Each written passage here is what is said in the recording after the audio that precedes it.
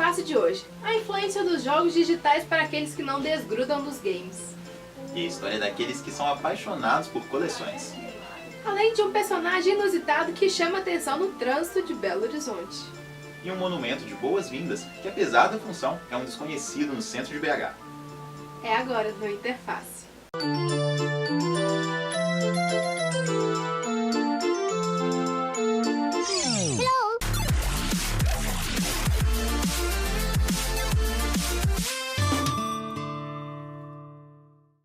A indústria dos jogos digitais é uma das mais rentáveis do mundo. E na América Latina, o Brasil já é o principal mercado nesse segmento. Segundo dados da Google, já são mais de 54 milhões de gamers no país. Cenário dominado por nós mulheres, que somamos mais de 52% do público de jogos por aqui, segundo o estudo da empresa Game Brasil. Cresce o mercado e junto as preocupações e benefícios que os jogos podem trazer. E se aumenta os consumidores, maiores são as chances daqueles que encontram nesse hobby uma profissão. Veja só. Dependendo do tipo de jogo que a gente for criar, você também tem que ter as preocupações com o perfil do público que vai ser atingido. Então, se você fizer um jogo para criança, dependendo dessa idade, alguns conteúdos não podem ser colocados e você também tem que observar o que a criança já aprendeu do ponto de vista cognitivo para poder utilizar dentro da criação desse jogo. Educacionais, infantis ou de violência. Independente dos jogos, o fato é que é preciso estar atento para as influências que eles podem trazer para a vida das pessoas. A gente vê jogos educacionais, jogos sérios, que são jogos voltados para a formação pessoal. No Brasil, a gente ainda vê que nós estamos um pouco atrás quando comparado com lá fora, que você já vê plataformas exclusivas para jogos educacionais, mas existe sim essa preocupação. E a gente vê que cada vez mais os jogos eles estão entrando na educação pessoal. É muito mais fácil nós aprendermos, através, por exemplo, da teoria da diversão, do Ralph Koster, quando a gente está se divertindo. A gente assimila facilmente, né? Então, pode perguntar aqui para a turma, por exemplo, quem que aprendeu inglês através dos jogos. Eu também vou levantar a mão. Então, você acaba, como os jogos, a maior parte deles são em uma língua estrangeira, né? Você acaba sendo inserido nesse contexto, aprende uma língua nova, por exemplo, e o jogo não foi criado com esse intuito. E quando o assunto é reflexo positivo, os games também cumprem um importante papel. Eu acredito que os jogos eles ensinam muito a você aprender a conseguir conquistar os seus passos aos poucos. Que você vai atingindo novos níveis, você vai evoluindo o seu personagem. Então, quando você encara a sua vida como um jogo, você consegue um pouco melhor detalhar a sua evolução. Eu sempre fui uma pessoa muito tímida e com o videogame eu sempre tinha uma conversa, um início de conversa para poder interagir com as pessoas. Sempre, geralmente, eu uso como vantagem de começar um assunto e normalmente me ajudou muito na escola para arrumar amigo. Eu sempre gostei de jogar com várias pessoas, e isso me deixou, acho assim, mais fácil de socializar. Sempre gostei daquela algazarra total, onde você joga com várias pessoas, e isso me deixou bem familiar com as pessoas, assim. E em um ambiente em que muitos acreditam ser dominado por homens, as mulheres provam que videogame é coisa de menina sim. Segundo dados da pesquisa Game Brasil 2016, entre os jogadores de videogame, mais de 52% do público é do sexo feminino. Ainda de acordo com o estudo, o número de mulheres jogando cresceu 5% em relação ao ano de 2015. Me falaram que eu ia ter muito disso, de que eu ia encontrar gente que ia ser preconceituosa, esse tipo de coisa e tal, mas eu nunca tive nenhum tipo de problema. Na verdade, foi mais vantagem, que eu ficava, ai meu Deus, uma menina que joga videojogos e tal. Mais do que diversão, hobby e função educacional, os jogos representam a inserção de muitos brasileiros no mercado de trabalho. Dentro de uma empresa de games, geralmente você encontra 5 diferentes áreas. Você encontra a área de arte, de programação, áudio e vídeo, administração, marketing, publicidade e vendas. O jogo é um software, a gente não pode esquecer dessa questão. E por conta disso ele tem todo um processo de desenvolvimento de software, mas ele não é um software tradicional, diferente, por exemplo, de uma planilha eletrônica ou de um editor de textos, onde a gente tem basicamente interface e a parte computacional de gravação de arquivos. No jogo a gente pode trabalhar em inúmeras outras atividades que até extrapolam a área de computação. Então é uma atividade que ela é multidisciplinar, que envolve a parte de roteirização, a criação de histórias, a criação de personagens, até aspectos psicológicos, parte artística, como eu havia dito anteriormente, com modelagem, texturização, animação e toda essa outra parte computacional.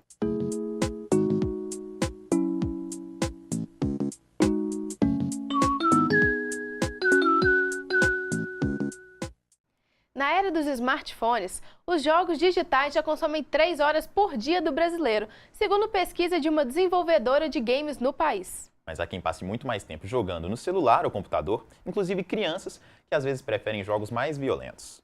Diante disso, como o mercado se comporta em meio às tendências ditadas pelos consumidores? Esse é um dos assuntos do nosso bate-papo com Pedro Henrique Lima. Ele cuida da parte artística da empresa Gas Games e é professor do curso técnico, além de estudante do curso de jogos digitais. Bem-vindo, Pedro. Para começar, Pedro, você podia comentar um pouco desse mercado nacional de jogos? Porque a gente sabe que o Brasil é o 4º maior mercado na América Latina. Aliás, ele é o maior mercado na América Latina e o 4º do mundo, né? Sim. E como que é a produção de jogos?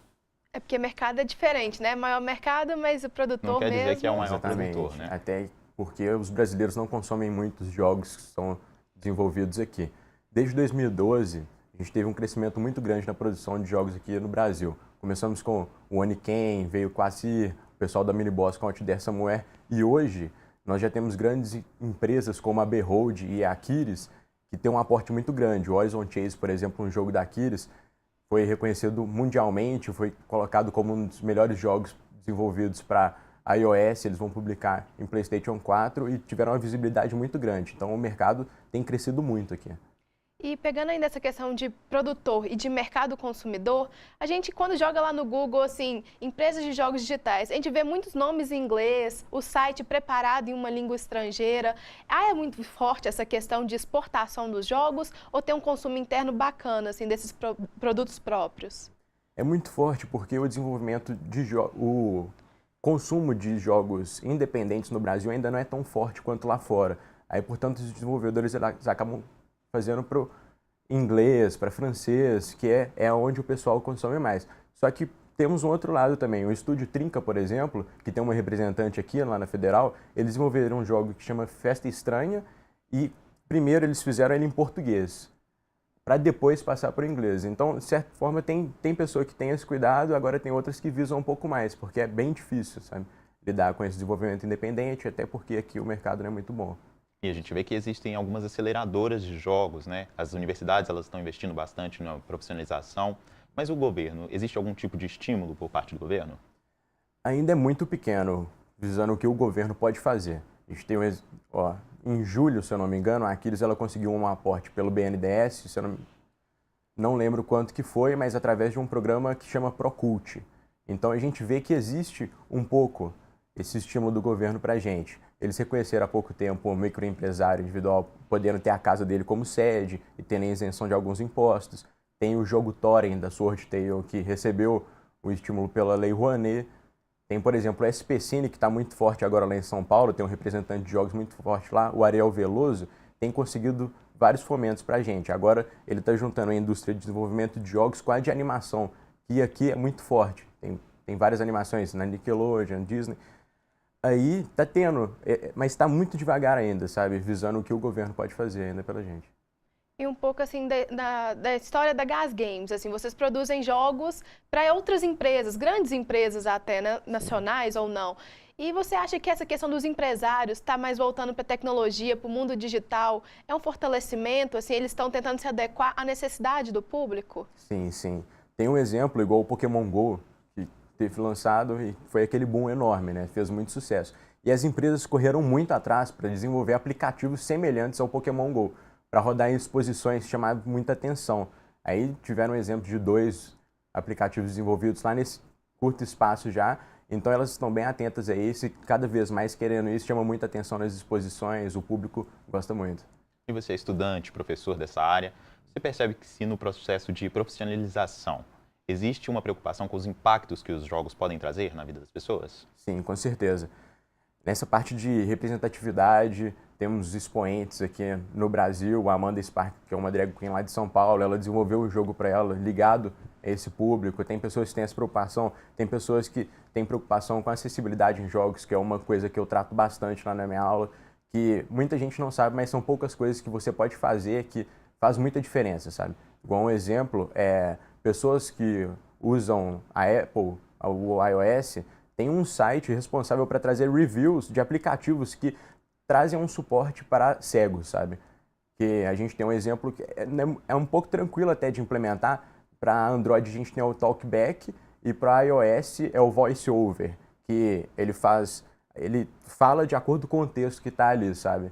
Aí tem essa conscientização, só que é muito difícil. Às vezes acaba não chegando nas pessoas que é um pouco fácil implementar certas coisas. Mas ainda tem um pouco essa segurada por questão financeira. Como o desenvolvimento é independente, muito pequeno ainda, o pessoal não tem muito dinheiro. E você, quanto professor, na sala de aula você passa isso para os alunos, na Gas Games também, vocês buscam tomar cuidado com isso, no que vocês selecionam antes de fazer o produto? Vocês dão uma pesquisada nessa questão? Sim, principalmente a usabilidade do usuário, né? Como principalmente a interface tem esse cuidado, já que os nossos aplicativos eles são para usuários bem comuns, né? Não são para os gamers. Então a pessoa tem que ter, é bem simples a interface para ela usar. Nas minhas aulas eu tenho esse cuidado muito grande, principalmente porque uma das matérias que eu dou lá é Jogos, Ética e Sociedade. Então eu acabo tratando disso o tempo inteiro com os alunos, sempre trazendo assuntos atuais e acessibilidade, estendo um pouco para eles entenderem que às vezes o processo é tranquilo, não tem muita coisa e se acaba levando isso para muita gente que antes não tinha oportunidade de jogar. E para finalizar, Pedro, você como jovem, o que você acha desse mundo cada vez mais digital, mais acessível? Você acha que as relações entre as pessoas elas têm ficado mais mecanizadas? Como é que você vê isso? De certa forma, sim. Só que, por outro lado, a gente tem, por exemplo, é comum aquelas charges das pessoas mexendo no celular, assim, no ônibus, ao invés de se comunicarem entre elas que estão naquele mesmo espaço, né? Só que muitas vezes elas estão se comunicando com algum amigo, com a mãe, com o pai, um ente querido próximo. Então, pode tirar um pouco esse contato, só que ainda estica muito, sabe? A gente tem o exemplo do Pokémon GO que levaram várias pessoas para ambientes públicos, para praças, cidades, acabaram conhecendo coisas que não sabiam, sabe? Eles usavam os spots, por exemplo, grafites da cidade. Aqui em Belo Horizonte tinha muitos que muita gente não conhecia, não tinha contato com esse lado da cidade e através do aplicativo tiveram o contato, sabe? Depende de como é usado, tal, a educação que a pessoa vai tendo com aquilo. Então, com cuidado, todo mundo pode jogar, né, e se divertir. Sim. Então é isso, muito obrigado pela entrevista. Obrigado, Pedro. Obrigado a vocês. Recado dado, vamos para um rápido intervalo, mas já voltamos com mais Interface.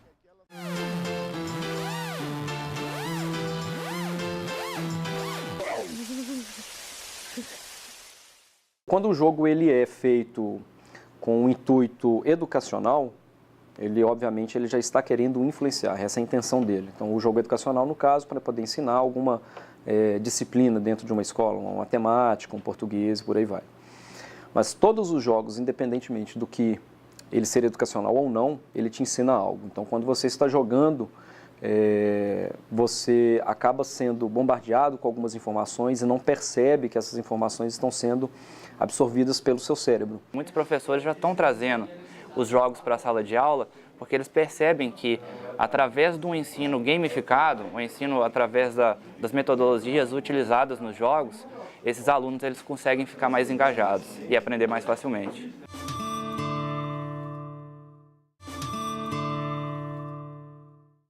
Prática de guardar e organizar alguma coisa.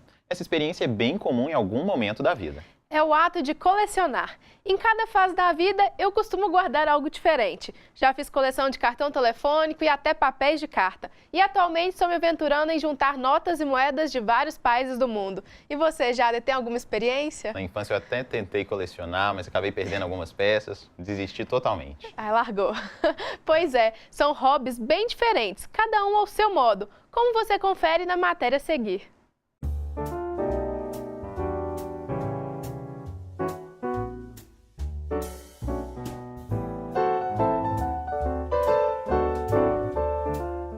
Coleciono discos há 4 anos e isso surgiu através da influência que eu tive de alguns amigos que já colecionavam alguns discos e através desse convívio com esses amigos que já colecionavam, eu passei a colecionar também. Eu comecei a colecionar marcas de livro quando eu tinha mais ou menos uns 12 anos. Eu tinha esse amigo no colégio e ele viajou para a Ponta del Oeste. E ele sabia que eu sempre fui muito viciada em ler. E aí ele trouxe para um bocadinho de coisas diferentes, sabe? Para mim ele trouxe um marcador de livro. Pouco mais de 6.000 anos da história da civilização, nenhum invento exerce mais fascínio sobre as pessoas do que os automóveis. E algumas pessoas, eu sou uma delas, insistem em preservar sua história, cuidar deles, desde os primeiros carros até os atuais.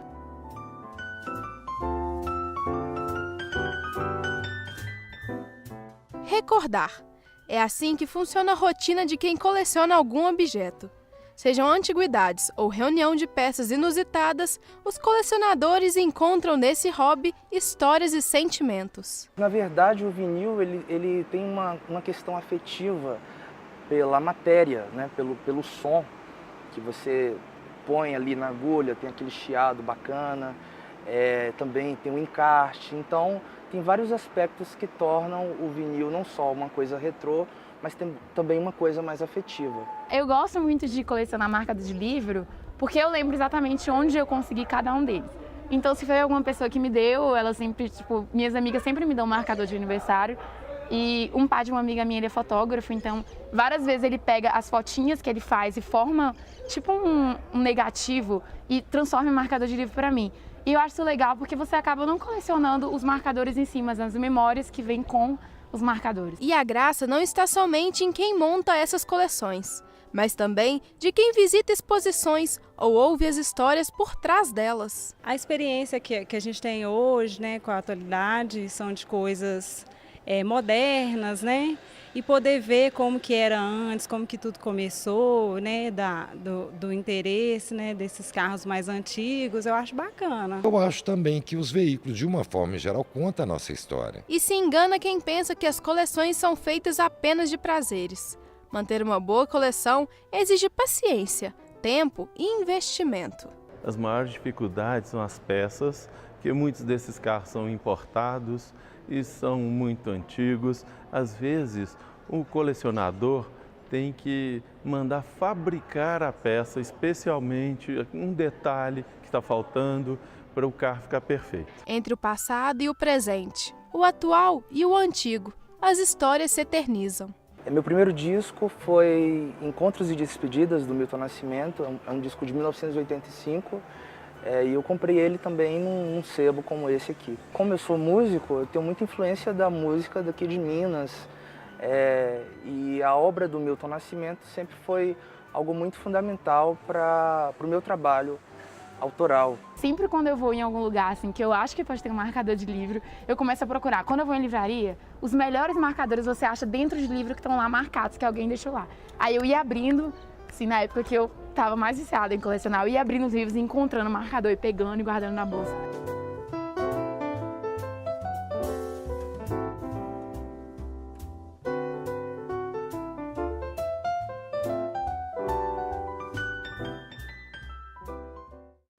Ricardo Teixeira. Esse nome poderia ser de qualquer pessoa comum.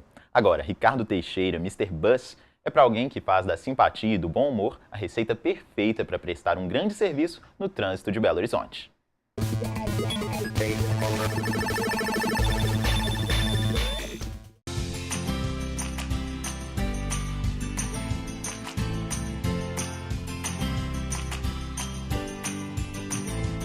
Meu nome é Ricardo Teixeira, sou conhecido como Mr. Bus, sou autônomo ou especialista em informação, transporte e trânsito, tenho 50 anos. Mr. Bus foi quando houve a primeira volta para Pampulha, eu criei um personagem para mim. Tinha aquele mágico chamado Mr. M, que veio ao Brasil, aí eu criei um personagem para mim, Mr. Bus. Houve a primeira volta para Pampulha, eu criei um personagem para mim, Mr. Bus, e de lá para cá, em 1999, e de lá para cá fiquei um pouco famoso em relação a esses meus trabalhos. Eu decidi prestar informações aos usuários, nos ônibus, pontos e estações, porque eles são carentes de informações. Apesar que tem hoje toda a tecnologia para saber os itinerários que está na internet, mas ainda nem todos têm acesso à internet. Então a gente procura informar qual você pega. A gente vai ter um pouquinho do dom também, tá?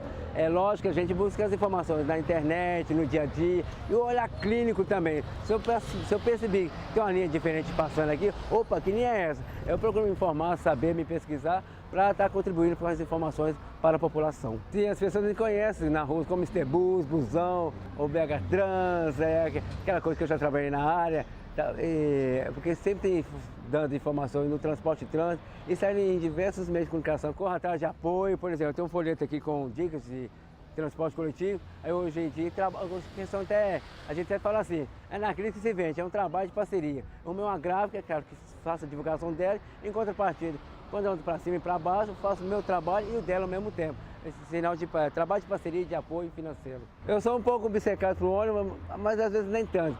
Eu são chamados os busólogos, que eu tenho respeito, eu tenho até contato com eles. Eles sabem até cada parafuso do ônibus. Eu, ao contrário, eu gosto de trabalhar com as pessoas, dar informações aos usuários, dentro dos ônibus, pontos, estações, visando um comportamento aí bacana em relação junto com os operadores no dia a dia. Os principais objetivos, criar as cartelas informativas, é orientar as pessoas a ter um comportamento seguro no transporte e trânsito no dia a dia. O legado que eu quero deixar é que as pessoas, inclusive, estão trabalhando desde as criancinhas, os adolescentes e os jovens, e os adultos também, a comportar nas vias. É lógico que tem coisa errada, a gente tem dois caminhos, até eu como educador, a gente faz coisa errada, mas vamos tentar as coisas certas. Não basta só ter a fiscalização humana ou eletrônica, a pessoa tem que fazer o comportamento para estar aí.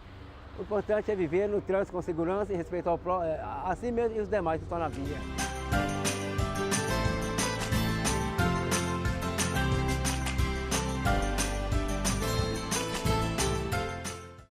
O nome é Terra Mineira, mas trata-se de um homem, de bronze mais precisamente, estático, onipotente, que há quase 90 anos figura entre os personagens do centro da capital mineira. Mais um entre tantos outros, que foi perdendo a representação com o crescimento da cidade.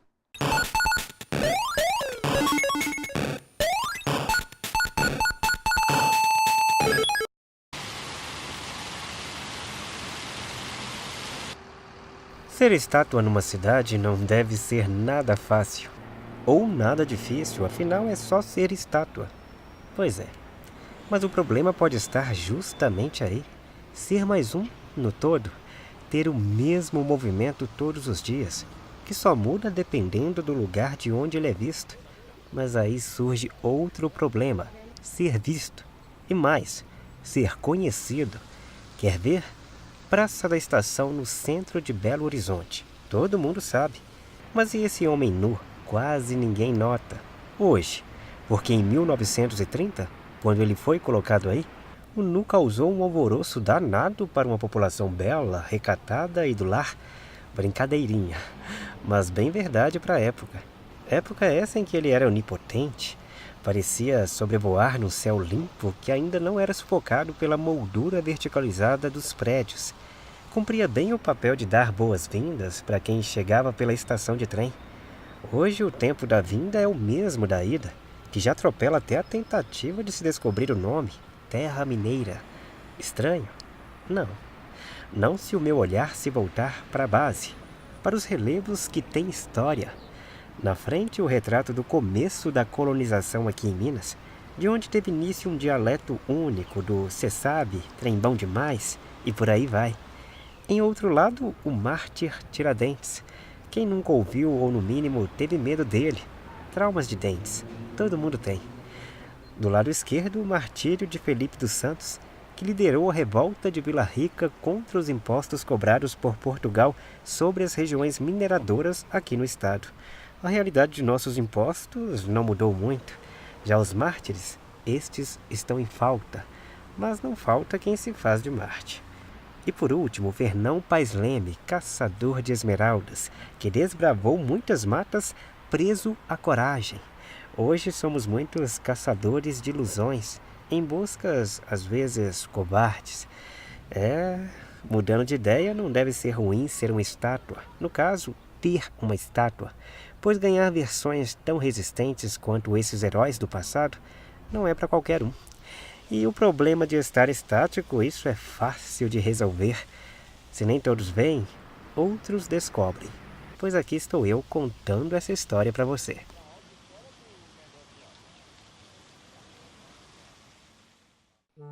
Infelizmente, essa edição do Interface chegou ao fim, mas já temos novidades para o próximo programa. E como é novidade, a gente só revela na semana que vem. Até lá!